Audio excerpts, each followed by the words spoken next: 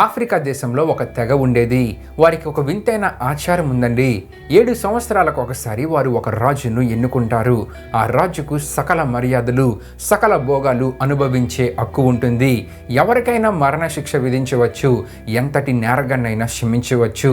అయితే 7 సంవత్సరాలు పూర్తి కాగానే ఆ రాజును వారు చంపేస్తారు. మరొక కొత్త రాజు ఎన్నుకొనబడతాడు. ఈ విధంగా ప్రతి 7 సంవత్సరాలకు ఒకసారి క్రొత్త రాజు అధికారంలోనికి రావడం, పాత రాజు చంపబడడం ఆ ప్రాంతంలో జరుగుతూ ఉండేది. 7 సంవత్సరాలు సుఖభోగాలు అనుభవించి చివరికి దౌర్భాగ్యపు మరణం పొందాలని తెలిసినా కూడా అనేకులు రాజు అవ్వడానికి ఎంతో ఉత్సాహాన్ని చూపేవారు. ఈ విషయం వింటున్నప్పుడు రాజు అవ్వాలి అనుకున్నవారు ఎంతో మూర్ఖులు అని, తెలివి తక్కువ వారు అని అనిపిస్తుంది కదా. కాసేపు ఆలోచిస్తే ఈ రోజుల్లో కూడా చాలా మంది ఈ విధంగానే ఉన్నారండి. కొన్ని క్షణాల పాప సుఖం కోసం చాలా మంది జీవితకాల సాక్ష్యాన్ని పాడు చేసుకుంటూ ఉన్నారు.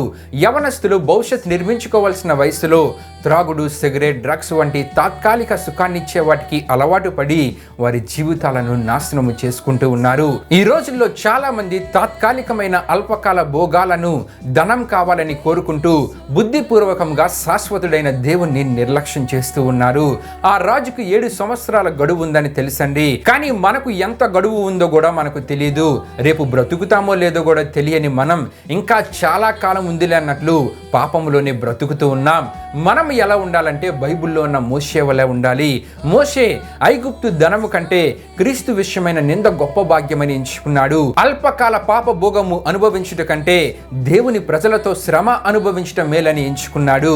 అంటే మోషే తాత్కాలికమైన వాటి మీద దృష్టి పెట్టకుండా శాశ్వతుడైన దేవుని మీద మాత్రమే దృష్టి పెట్టాడు. గనుకనే మోషే దేవునితో ముఖాముఖిగా మాట్లాడే భాగ్యాన్ని పొందుకున్నాడండి.